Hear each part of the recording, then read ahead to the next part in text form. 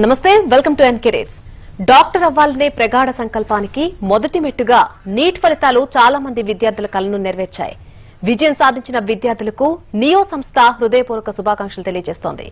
ఆశించిన ఫలితం రాని విద్యార్థులకు మానసిక స్థైర్యం అందించడం మరియు వారి డాక్టర్ అవ్వాలనే కలను సాకారం చేసుకునే ప్రత్యామ్నాయ విద్యా విధానాలను తెలియజేయడం కోసం neo institute of medical sciences and technology సంస్థకు మరియు ప్రపంచవ్యాప్తంగా విస్తరించి ఉన్న నియో గ్రూపుకు డైరెక్టర్ గా వ్యవహరిస్తూ ministry of health of Ukraine ఆధ్వర్యంలో జెఫ్రాజెమ్ అలాగే స్టేట్ మెడికల్ యూనివర్సిటీలో భారతీయ విద్యార్థులకు వైస్ సెక్టార్ గా అధికారిక ప్రతినిధిగా ఉన్నటువంటి ministry of public health and social development of Russia ఆధ్వర్యంలోని స్టావ్రోల్ మెడికల్ యూనివర్సిటీలో భారతీయ ప్రతినిధిగా ministry of health of Kazakhstan ఆధ్వర్యంలో ఎఫ్టిజోత్ కజకత్ నేషనల్ మెడికల్ యూనివర్సిటీకి స్ట్రేట్ పార్ట్నర్ గా ministry of education of Kazakhstan ఆధ్వర్యంలోని అల్ఫరబీ కజక్కల్ నేషనల్ యూనివర్సిటీకి ఇండియన్ రిప్రజెంటేటివ్ గా ఉన్న డాక్టర్ దివ్యారాజ్ గారు నియో సంస్థ సీఈఓ మరియు ఇంటర్నేషనల్ హైయర్ ఎడ్యుకేషన్ అనలిస్ట్ గా ఎందరో విద్యార్థుల ఉజ్వల భవిష్యత్తును తీర్చిదిద్దుతున్న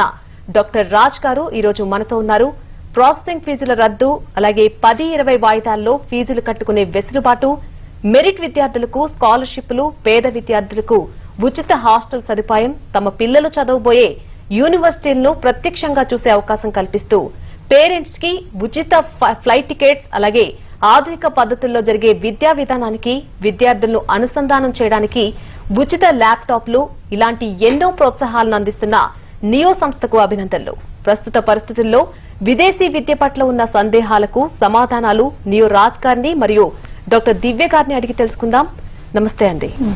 అలాగే ఈ రోజుల్లో అంటే నీట్ లో మంచి ర్యాంక్ రాకపోతే వాళ్ళ భవిష్యత్ అంధకారమేనా అనే క్వశ్చన్ మార్క్ ఉంది. దానికి సంబంధించి ఏదైనా ఆల్టర్నేటివ్స్ ఉన్నాయా? చాలా ఆల్టర్నేటివ్స్ ఉన్నాయి. సాధారణంగా ఈ సంవత్సరం ఎవరైతే నీట్ రాశారో దగ్గర 15 లక్షల పైనే నీట్ రాశారు. నా ఉద్దేశంలో ఇటువంటి కోవిడ్ పరిస్థితుల్లో విద్యార్థులు నిజంగా చెప్పాలంటే చాలా సాహసోపేతమైన నిర్ణయం తీసుకున్నారు. వాళ్ళ యొక్క ఆరోగ్యాన్ని కూడా రిస్క్లో పెట్టి ఎగ్జామినేషన్కి అటెండ్ అవడం అనేదే ఒక పెద్ద విషయంగా నేను భావిస్తున్నాను. సో నీట్ రాసిన ప్రతి విద్యార్థి కూడా అతనుకున్న సంకల్పం ఏదైతే ఉందో దాన్ని బట్టి అతను ఎలిజిబుల్గానే భావించాల్సిన అవసరం మనకుంది. బట్ మన దేశంలో ఉన్న ఈ పోటీ ప్రపంచంలో మనకున్న కేవలం 80,000 సీట్ల వరకు, దాదాపు 80,000 సీట్ల వరకు మాత్రమే ఎంబీబీఎస్ సీట్లు ఉండడం, అందులోని ఒక సగం సీట్లేమో ప్రైవేట్ మెడికల్ కాలేజెస్ ఇవ్వడం జరుగుతుంది, మరొక సగం సీట్లేమో గవర్నమెంట్ కాలేజెస్ ఇవ్వడం జరుగుతుంది. సో ఈ లెక్కన చూస్తుంటే కనుక ఈ 15 లక్షలు ఎవరైతే రాశారో వాళ్ళలో 80,000 స్టూడెంట్స్కి మాత్రం ఎంబీబీఎస్ సీట్స్ అందే పరిస్థితి. మరి అందులోని కూడా ర్యాంక్ వచ్చి కూడా చదువుకోలేని పరిస్థితి కూడా విద్యార్థులకు ఉంది. కారణం ఏంటి అంటే బి కేటగిరీ అని, సి కేటగిరీ అని దగ్గర సంవత్సరాల నుంచి 10 లక్షల నుంచి 50 లక్షల రూపాయలు కూడా ఖర్చు పెట్టుకునే ఎన్ఆర్ఐ కోటాలు ఇవన్నీ ఉన్నాయి. కాబట్టి ర్యాంక్ వచ్చినా కూడా సీట్ తెచ్చుకోలేని పరిస్థితి ఏదైతే ఉందో ఆ రకంగా కూడా ఇబ్బంది పడుతున్న మధ్యతరగతి విద్యార్థులు మనం చూస్తూనే ఉన్నాము. అయితే నీట్లో ర్యాంక్ రాలేదనో లేదంటే నీట్లో ర్యాంక్ వచ్చి ఎంత ఖర్చు పెట్టుకుని చదవాలా అనే బాధ పడాల్సిన అవసరం లేదు. అలాగే నీట్లో క్వాలిఫై కాలేదు అనే బాధ కూడా పడాల్సిన అవసరం లేదు. మీరందరికీ కూడా మన గవర్నమెంట్ మరొక చక్కటి సదవకాశాన్ని కల్పించడం జరిగింది. అదే విదేశీ వైద్య విద్య. సో విదేశాల్లో వైద్య విద్య చదువుకుని చక్కటి డాక్టర్లుగా ఈరోజు మనం నిరూపించుకునే సదవకాశాన్ని చాలా గవర్నమెంట్ యూనివర్సిటీస్ డిఫరెంట్ కంట్రీస్లో కల్పిస్తున్నాయి. సో దానికి తగ్గట్టుగా నియో ఎప్పుడు కూడా వాళ్ళకు వెన్నుండి తోడుండి సరైన సమాచారాన్ని అందిస్తూ వాళ్ళ యొక్క ఫీ స్ట్రక్చర్ విషయంలో కానివ్వండి, అలాగే రాయితీలు కల్పించడంలో కానివ్వండి, అలాగే వాళ్ళ పట్ల చూపించే శ్రద్ధ కానివ్వండి, అలాగే వాళ్ళు చక్కటి డాక్టర్లుగానే కాకుండా పోస్ట్ గ్రాడ్యుయేట్, సూపర్ స్పెషలిస్ట్ డాక్టర్స్గా కూడా తీసుకురావడానికి మేము సిద్ధంగా ఉన్నాము. అయితే ఇటువంటి పరిస్థితుల్లో ఒకే విదేశీ వైద్య విద్య అనేది ఒక చక్కటి అద్భుత అవకాశంగా ఉంది అని భావించే ప్రతి తల్లిదండ్రులు, విద్యార్థులకు కూడా చాలా జాగ్రత్తలు తీసుకోవాల్సిన అవసరం ఉంది. ఎందుకంటే చాలా సందర్భాల్లో కాలేజీలు మూసేసాయనో లేదంటే ఆ కంట్రీ యొక్క ఆర్థిక పరిస్థితులు, స్థితిగతులు బాగోలేదని కంట్రీకి వెళ్ళొద్దనో, అలాగే కన్సల్టెన్సీలు, బోగస్ కన్సల్టెన్సీలు ఉన్నాయి, చాలామంది మోసం చేసేసారనో, ఈవెన్ మీ ఎన్టీవీలో కూడా చాలా సందర్భాల్లో న్యూస్లు క్లిప్పింగ్స్ చూపించిన సందర్భం ఉంది. ఉదాహరణకి లాస్ట్ ఇయర్ తీసుకుంటే కనుక చైనాకి చాలా మంది విద్యార్థులు వెళ్ళేవారు. కానీ ఈరోజు చూస్తే కనుక చైనాకి వెళ్లే విద్యార్థుల సంఖ్య గణనీయంగా తగ్గిపోయింది. కారణం ఏంటంటే మన భారత ప్రభుత్వం, మన ప్రధానమంత్రి నరేంద్ర మోడీ గారు ఒక విప్లవాత్మకమైన నిర్ణయం తీసుకున్నారు. సో దాని యొక్క కంట్రీకి సంబంధించిన యాప్లని అన్నిటిని కూడా నిషేధించడం ఇవన్నీ కూడా మనం చూసాం. సో అలాంటి పరిస్థితుల్లో కంట్రీని కూడా ఎప్పుడైనా తక్కువ డిలీట్ చేసేసే పరిస్థితి ఉంది.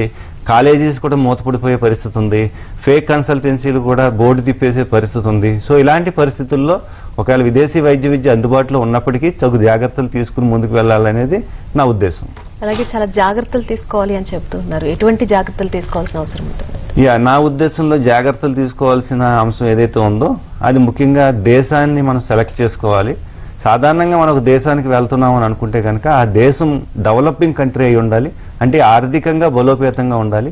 సో అలా ఆర్థికంగా బలోపేతంగా ఉన్న దేశాలు మాత్రమే హైయర్ ఎడ్యుకేషన్, ముఖ్యంగా మెడికల్ ఎడ్యుకేషన్ మీద, హెల్త్ సెక్టర్ మీద ఎక్కువగా నిధుల్ని కేటాయించి దేశాన్ని అభివృద్ధి పదంలోకి తీసుకెళ్ళడానికి సిద్ధపడతా ఉంటాయి. సో అలాంటి దేశాలకు మనం వెళ్తున్నప్పుడు మనకు కావాల్సిన క్వాలిటీ ఎడ్యుకేషన్ దొరుకుతుంది.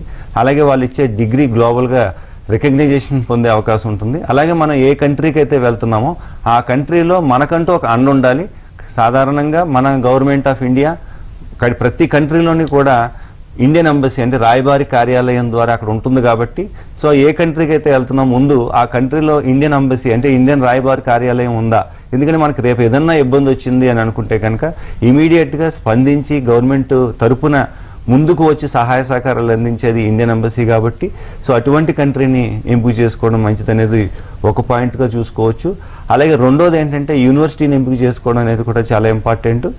యూనివర్సిటీని ఎంపిక చేసుకునే విధానంలో ఏంటి అంటే యూనివర్సిటీ అసలు గవర్నమెంట్ యూనివర్సిటీయా లేదంటే రేపో ఎల్లుండో మూసేసే ఒక ప్రైవేట్ యూనివర్సిటీ అనేది మనం తప్పనిసరిగా ఎంపిక చేసుకోవాల్సిన అవసరం ఉంది. అలాగే గవర్నమెంట్ యూనివర్సిటీయా ప్రైవేట్ యూనివర్సిటీ అనే దానికన్నా కూడా తెలివైన విద్యార్థులు, తెలివైన తల్లిదండ్రులు ఈరోజు లోతుగా పరిశీలన చేసి ఒక డాక్టర్ దగ్గరికి వెళ్లే ముందు అతను మామూలు డాక్టరా లేదంటే కిడ్నీ స్పెషలిస్టా లేదంటే కార్డియాలజిస్టా అని ఎలాగైతే మనం చూస్తున్నామో మన జాయిన్ అయ్యే యూనివర్సిటీ కూడా అది మెడికల్ యూనివర్సిటీయా కాదా అనేది మనం చూసుకోవాలి. మెడికల్ యూనివర్సిటీలో కనుక జాయిన్ అవ్వగలిగితే కనుక మొత్తం అక్కడ ఉన్న ఫ్యాకల్టీ కానివ్వండి, అక్కడ ఉన్న ఇన్ఫ్రాస్ట్రక్చర్ కానివ్వండి, మొత్తం అంతా కూడా మెడిసిన్కి రిలేటెడ్గా ఉంటుంది కాబట్టి అక్కడ సరైన తర్ఫీదు పొంది మంచి డాక్టర్గా అయ్యే అవకాశం ఉంటుంది, ప్రాక్టికల్ నాలెడ్జ్ పొందే అవకాశం ఉంటుంది.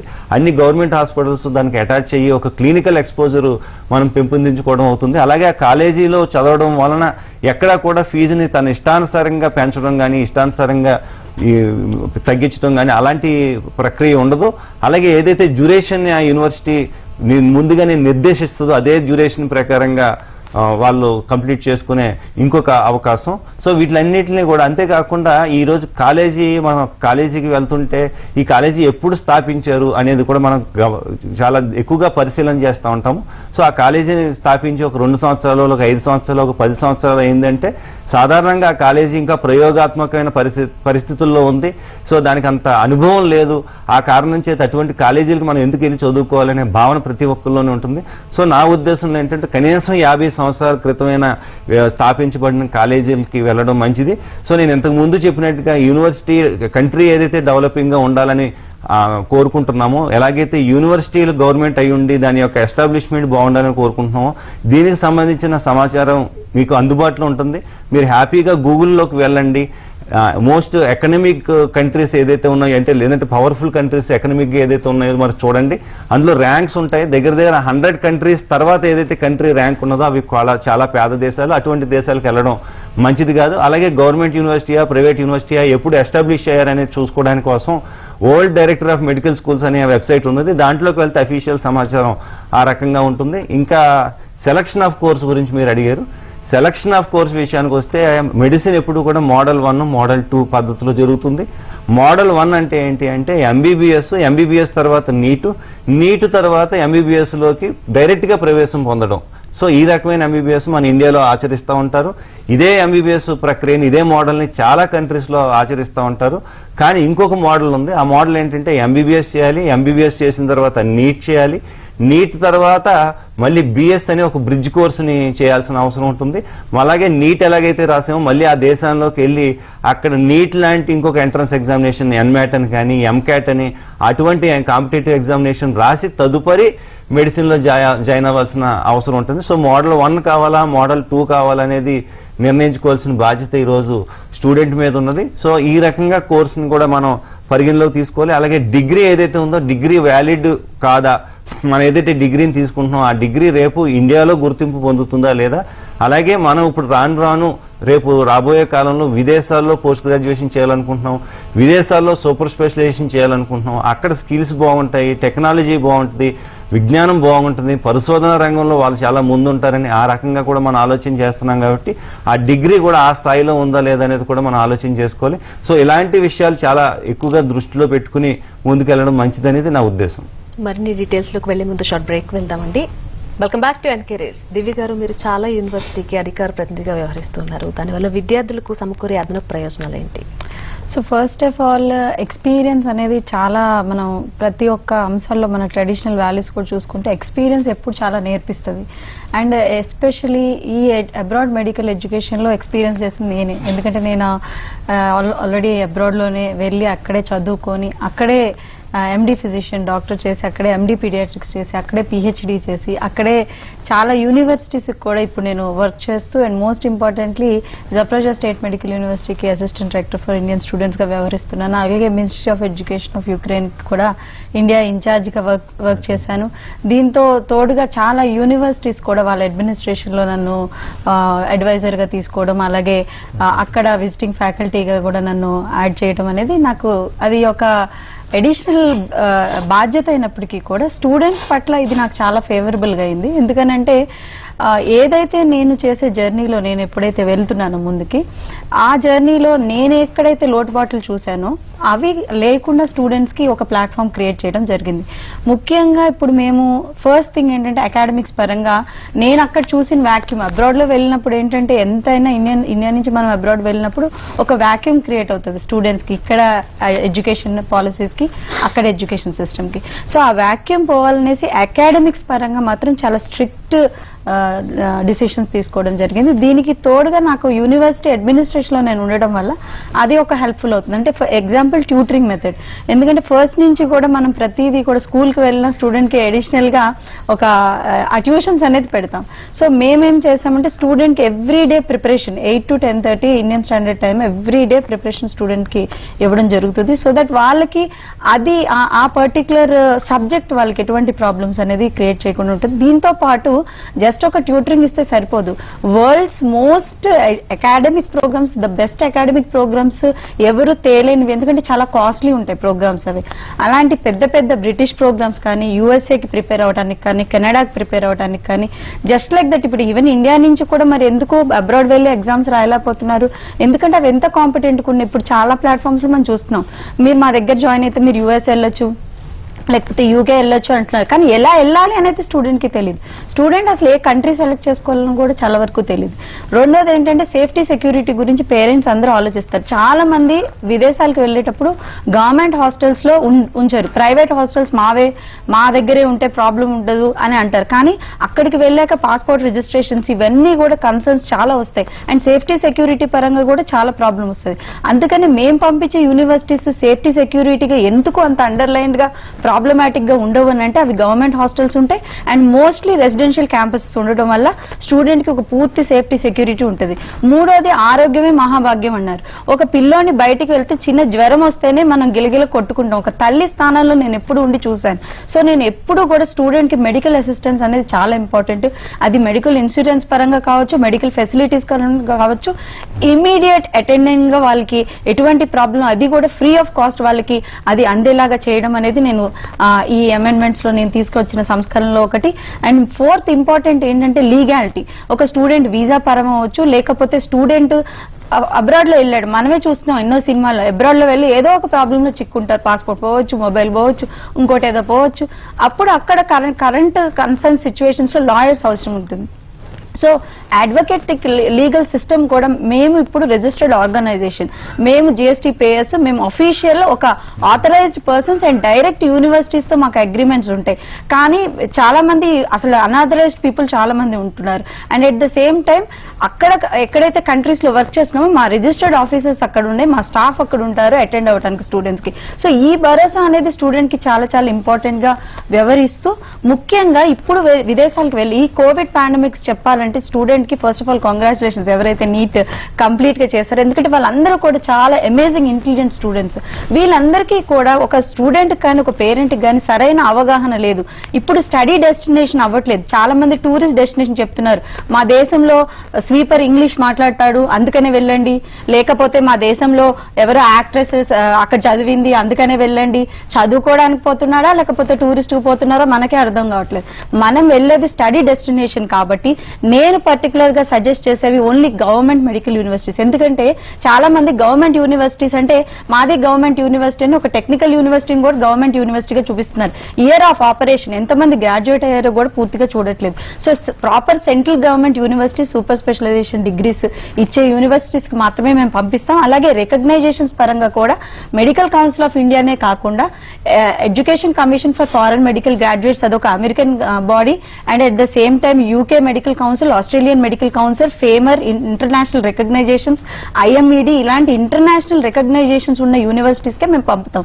సో యూజీ, పీజీ, పిహెచ్డితో పాటు స్టూడెంట్ కెరియర్స్ కూడా మేము చూసుకుంటాం. ఒక పెళ్లి మాత్రం వాళ్ళు చూసుకోవాలి, బట్ బేసికల్ గా టోటల్ ఎంటైర్ గైడ్ మేము ఇస్తాం. సో దీంట్లో భాగంగా ఒక మెడికో మెంటర్ ప్రోగ్రామ్ అనేది మేము ఇన్స్టాల్ చేయడం జరిగింది. ఇక్కడ మెయిన్ కోవిడ్ సిచ్యువేషన్స్ లో and not only that reachability లేకుండా స్టూడెంట్ డిసిషన్ మేకింగ్ చాలా కష్టమవుతుంది. సో స్టూడెంట్ ఫస్ట్ తన కెరియర్, తన యూనివర్సిటీ తనంతా తను సెలెక్ట్ చేసుకునే నాలెడ్జ్ తనకు వస్తుంది. అలాగే మెడికల్ సబ్జెక్ట్స్ మీద సర్టిఫైడ్ ప్రోగ్రామ్స్ వాళ్ళకి ఇవ్వడం జరుగుతుంది.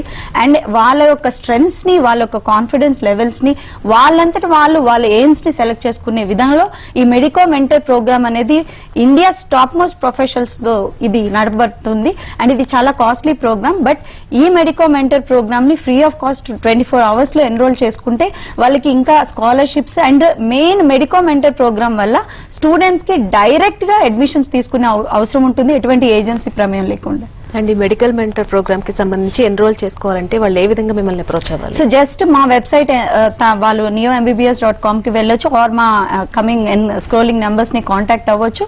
And then they can get more information about that. ఇప్పుడు ప్రతి స్టూడెంట్ కి నేను చాలా మంది స్టూడెంట్స్ ఇంటర్వ్యూ చేస్తున్నాను.